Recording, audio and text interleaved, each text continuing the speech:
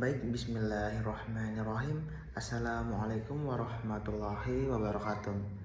Perkenalkan, nama saya Azhar Muhadzib Purnama Putra dengan NIM 22481078. Nah, tujuan saya membuat video ini adalah sebagai bentuk tugas UTS ujian tengah semester mata kuliah hadis. Nah, saya sendiri merupakan mahasiswa dari program studi pendidikan agama Islam Universitas Muhammadiyah Kendari. Nah, dalam UTS kali ini kami ditugaskan untuk membuat video dan menjelaskan tentang 5 hadis. Nah, 5 hadis terhadap yang sudah pembahasan yang sudah dijelaskan dari masing-masing 5 kelompok. Nah, untuk hadis yang pertama yaitu tentang memahami dan menganalisis hakikat dari keimanan. Jadi sebelum kita membahas tentang hadis-hadis tentang hakikat keimanan, kita harus ketahui dulu bahwa apa sih itu hakikat keimanan. Nah, hakikat artinya adalah sebuah inti, sebuah dasar, sebuah gambaran tentang apa sih sebenarnya itu iman, apa sih seseorang itu bisa dibilang beriman. Tetapi di sini kita bicara hadis, artinya kita bicara hakikat versi atau hakikat menurut dari Rasulullah Muhammad Sallallahu Alaihi Wasallam. Nah, teman-teman, ada banyak hadis yang menjelaskan tentang hakikat keimanan. Pertama, ada yang berbunyi tentang an Abi Hurairah radhiyallahu anhu qala Rasulullah al-imanu bid'un wa sab'una sya'bah wal haya'u sya'batu minal iman. Nah, itu hadis riwayat Bukhari dan Muslim, yang dimana artinya itu iman memiliki lebih dari 70 cabang, dan rasa malu adalah salah satu cabang keimanan. Nah, teman-teman, jika kita analisis hadis ini, artinya bahwa iman itu bukan hanya tentang keyakinan, tetapi juga sebuah akhlak dan perbuatan. Apabila kita memiliki rasa malu, maka kita memiliki yang namanya keimanan. Jadi malu juga merupakan indikator bahwa kita memiliki rasa keimanan. Nah, ada juga hadis berikutnya yaitu qala Rasulullah akmalul mu'minina imana ahsanuhum khuluqan. Nah, artinya ini merupakan hadis riwayat Tirmizi. Artinya, teman-teman, orang beriman yang paling sempurna imannya adalah yang paling baik akhlaknya. Nah, artinya, teman-teman, hakikat keimanan, standarisasi keimanan yaitu yang paling baik akhlaknya. Jika kita analisis bahwasannya kesempurnaan iman seseorang terlihat pada perilaku sosial. Nah, mungkin satu hadis tentang hakikat keimanan, yaitu yang berbunyi qala Rasulullah al-imanu nisfu sabaru wa nisfun syukran. Hadis riwayat Baihaqi. Nah, artinya, teman-teman, iman itu ada 2 bagian. Setengahnya adalah sabar dan setengahnya adalah syukur. Jadi jika kita analisis tentang hadis ini bahwa jika kita sabar menghadapi ujian dan syukur dalam nikmat, kita memiliki yang namanya keimanan. Itu beberapa hadis tentang hakikat keimanan. Nah, bisa kita simpulkan bahwasannya kesimpulan hakikat keimanan menurut hadis atau menurut Rasulullah Muhammad SAW adalah keimanan itu merupakan pembenaran inti, pembenaran hati, yakin, kemudian perasaan dan akhlak jiwa, meliputi malu, kemudian sabar dan syukur. Mungkin sedikit itu beberapa hadis tentang menganalisis tentang hakikat keimanan. Nah, kemudian teman-teman, di kelompok kedua membahas tentang hadis 7 dosa besar. Oke, jadi di sini kita akan membahas tentang perkataan Rasulullah, hadis Rasulullah tentang apa saja sih itu 7 dosa besar. Nah, dalam hadisnya dikatakan bahwa an Abi Hurairah radhiyallahu anhu an Nabi qala ajtanibu sab'al mubiqat qalu ya Rasulullah hiwa ma hunna qala asyriku billah wasihru wa qatlu an-nafsi allati harramallahu ila bil haqq wa akhlur riba wa akhlu ma liyal baitihim wa tawalli yawmal zahfi wa qadful muhsanatil ghafilatil mu'minat. Nah, hadis riwayat Bukhari dan Muslim. Nah, Rasulullah kemudian bersabda, jauhilah 7 hal yang membinasakan. Kemudian para sahabat bertanya kepada Rasulullah, wahai Rasulullah, apakah itu? Nah, beliau Rasulullah menjawab bahwasannya yang pertama yaitu syirik, menyekutukan Allah. Jadi dosa yang pertama yaitu menyekutukan Allah itu merupakan dosa besar. Nah, kemudian yaitu sihir. Sihir juga dia merupakan salah satu dari 7 dosa besar. Yang ketiga membunuh tanpa hak. Kemudian yang keempat memakan riba. Yang kelima memakan harta anak yatim. Yang keenam lari dari medan perang. Dan yang ketujuh yaitu menuduh zina wanita baik-baik. Oke, jadi bisa kita simpulkan bahwasannya dari 7 dosa besar disebut al-mukibat yang membinasakan, yaitu merusak akidah seperti syirik dan sihir, kemudian merusak jiwa seperti pembunuhan, kemudian merusak tatanan ekonomi seperti riba, kemudian memakan harta anak yatim, kemudian merusak keamanan yaitu lari dari perang, kemudian merusak kehormatan yaitu menuduh zina. Oke, itu sedikit pembahasan tentang hadis 7 dosa besar. Oke teman-teman, sekarang kita masuk di pembahasan kelompok 3, yaitu bagaimana sih hadis tentang realisasi keimanan dalam kehidupan sosial. Jadi di sini kita akan membahas dalam keimanan seseorang bagaimana diimplementasikan, bagaimana direalisasikan dalam kehidupan sosial.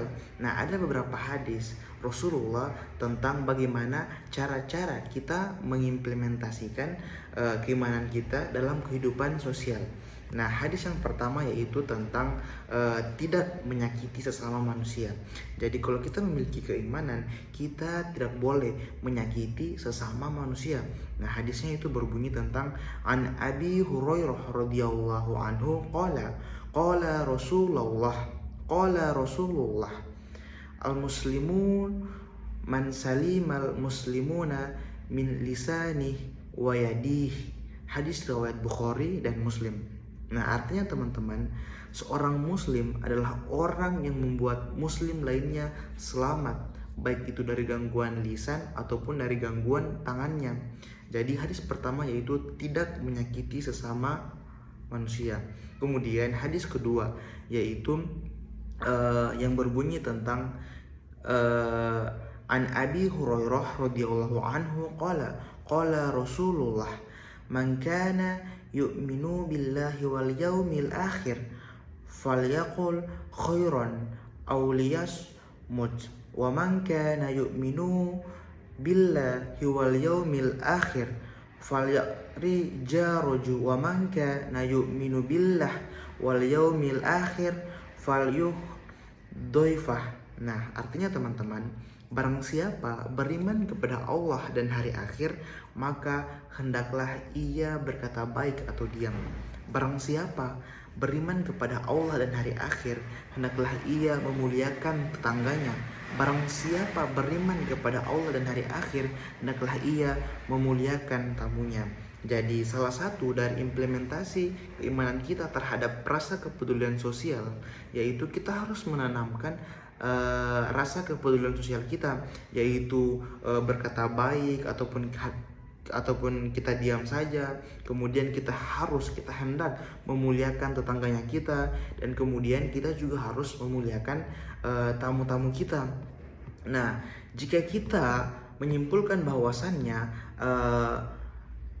realisasi dalam kehidupan sosial terhadap keimanan kita, yaitu kita harus wujudkan dalam perilaku sosial dengan cara bagaimana kita memperlakukan orang lain dengan baik, kemudian menghadirkan keamanan untuk mereka, kemudian menghadirkan kebaikan untuk mereka, dan tentunya memberikan kemuliaan kepada mereka. Begitu teman-teman. Itu pembahasan dari realisasi keimanan dalam kehidupan sosial. Baik teman-teman, selanjutnya pembahasan kelompok keempat, yaitu hadis tentang persaudaraan dalam Islam. Jadi ada beberapa hadis tentang persaudaraan dalam Islam yang dikatakan oleh Rasulullah Muhammad SAW. Nah, hadis yang pertama yaitu jika kita bersaudara, yaitu sesama saudara, larangan saling dengki dan permusuhan.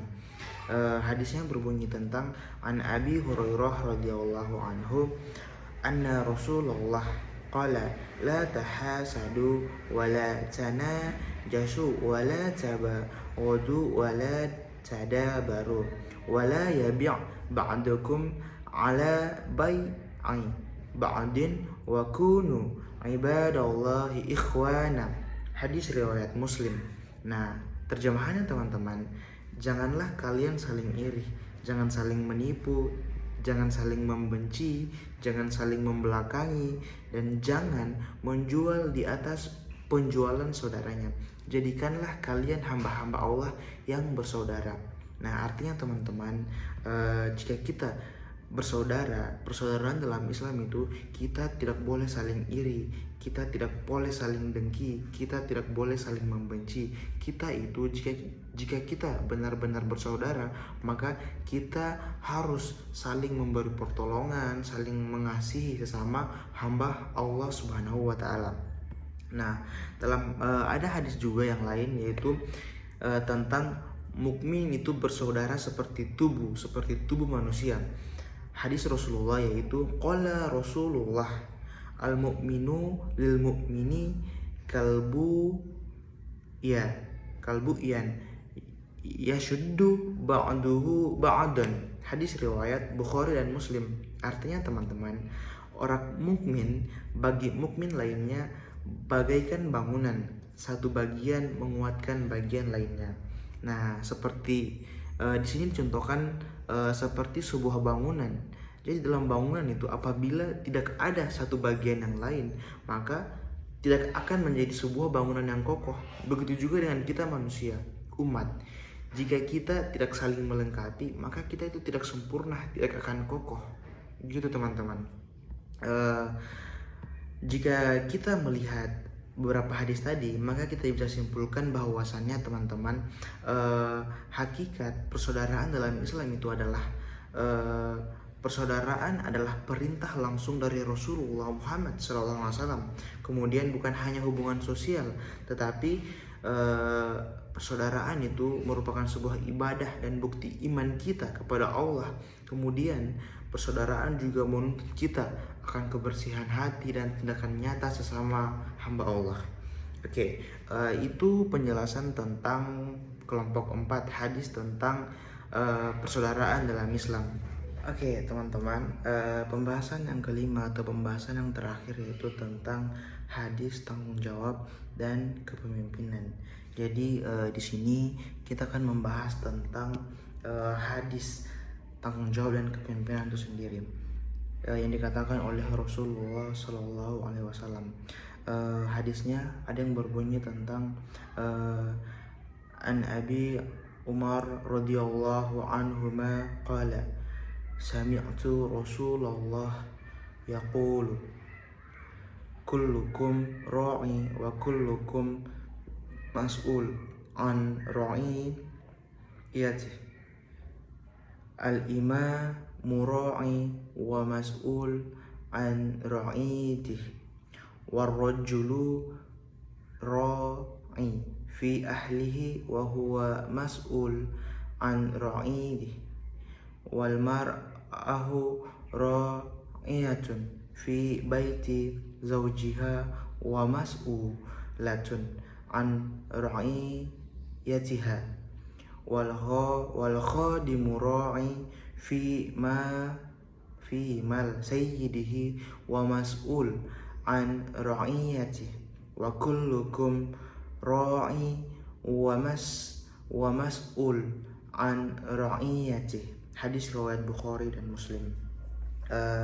Terjemahan dari hadis ini adalah, teman-teman, setiap kalian adalah pemimpin dan setiap kalian akan dimintai pertanggungjawaban atas kepemimpinannya. Jadi seorang imam, pemimpin negara, adalah pemimpin dan akan dimintai pertanggungjawaban atas rakyatnya. Seorang laki-laki adalah pemimpin bagi keluarganya dan ia bertanggung jawab atas mereka. Seorang wanita adalah pemimpin di rumah suaminya dan ia bertanggung jawab atas yang dipimpinnya. Seorang pelayan adalah pemimpin atas harta tuannya dan ia bertanggung jawab atas apa yang diamanahkan. Dan setiap kalian adalah pemimpin dan akan dimintai pertanggungjawaban atas kepemimpinannya. Nah, jika kita analisis, teman-teman, di sini dikatakan bahwa setiap kalian adalah pemimpin. Artinya termasuk saya sendiri, kemudian teman-teman sekalian, setiap manusia, setiap umat adalah pemimpin. Baik itu pemimpin untuk diri sendirinya. Yang paling sederhana adalah kita ini adalah seorang pemimpin untuk diri kita sendiri. Jadi bagaimana kita memimpin diri kita sendiri, itu kelak kita akan dimintai pertanggungjawaban atas hal-hal yang kita pimpin. Jadi teman-teman, dalam memimpin sebuah apapun itu, baik itu organisasi atau lembaga-lembaga yang lain, memimpin sebuah pasangan, kita harus memimpin secara baik, secara benar. Agar apa? Agar nanti saat kita dimintai pertanggungjawaban, kita bisa melewatinya dengan bagus. Begitu, teman-teman. Jika kita simpulkan bahwasannya hadis ini itu adalah bahwasannya adalah semua orang adalah pemimpin dalam lingkungannya masing-masing. Kemudian kepemimpinan itu menuntut sebuah amanah, tanggung jawab, dan keadilan. Kemudian pemimpin sejati adalah yang melayani, bukan dilayani. Ingat itu, teman-teman. Pemimpin yang sejati adalah yang melayani, bukan dilayani. Kemudian kepemimpinan itu tidak hanya tentang jabatan dunia, tetapi juga tentang ujian akhirat. Begitu, teman-teman. Mungkin itu pembahasan 5 hadis dari tiap-tiap kelompok. Jika ada salahnya mohon dimaafkan, lebih dan kurangnya juga dimaafkan. Billahi fi sabilil haq fastabiqul khairat. Assalamualaikum warahmatullahi wabarakatuh.